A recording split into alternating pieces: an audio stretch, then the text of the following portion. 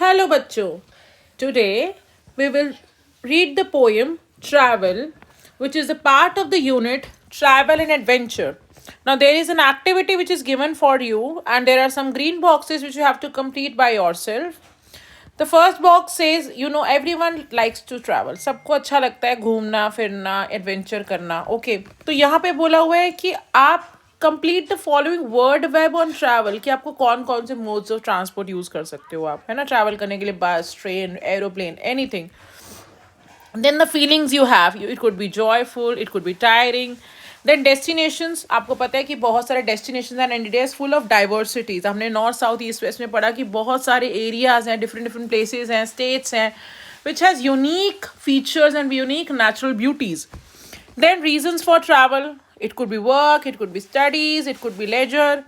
And adventure activities, what do you like to do there and what you have done. अगर आप कब घूम कर आ चुके हैं या कभी जाते रहते हैं तो what kind of activities do you like to do. Then just challenges you face कि अगर कोई साउथ वाला है वो नॉर्थ में जाएगा, या ईस्ट वाला वेस्ट में जाएगा, ईस्ट वेस्ट वाला ईस्ट में जाएगा, तो many temperature or weather challenges he could face. So what could be those challenges. Then then there are some activities which you have questions which are based on your experiences. You have to answer it yourself. Now, not wasting further time, I am starting the poem. Now इस poem में इतनी सुंदर सी एक picture दे रखी है and it is of trains. Now मुझे ऐसा लगता है if you are a class of 40 students, तो आपको पता होगा 35 स्टूडेंट्स ने कम से कम इस ट्रेन जर्नी किया होगा, ठीक है.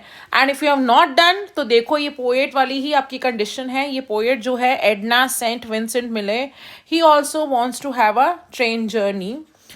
Now I explain to the meanings of the difficult words also side by side.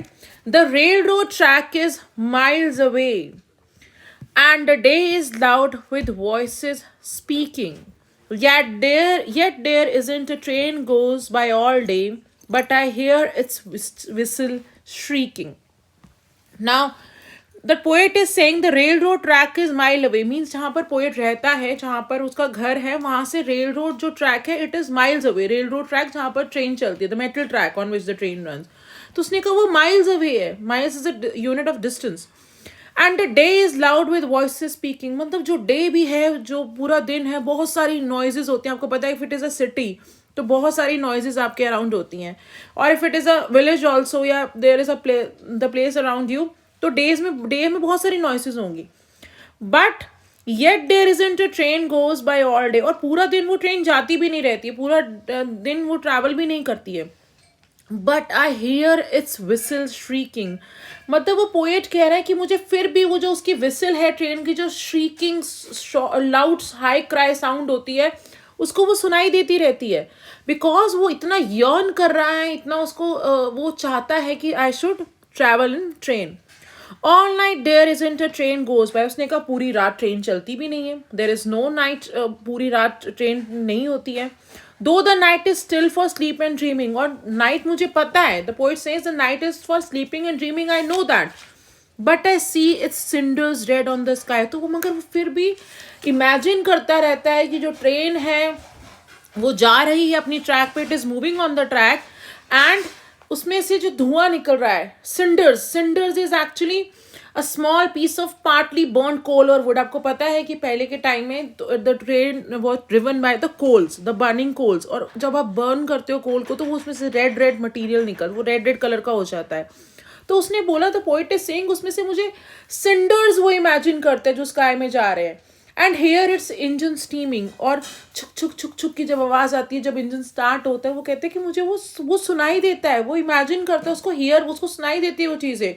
Inspired कि वो ट्रेन नहीं भी है शायद, it is not moving, but वो इमेजिन कर रहा है बिकॉज उसका जो हार्ट है वो डिज़ायर करता है कि वो ट्रैवल करे ट्रेन में. Then he says in the next stanza, my heart is warm with the friends I make, and better friends I will not be knowing. Yet there isn't a train I wouldn't take, no matter where it's going. तो the poet says ऐसा नहीं है कि there are no friends, मेरे friends नहीं है.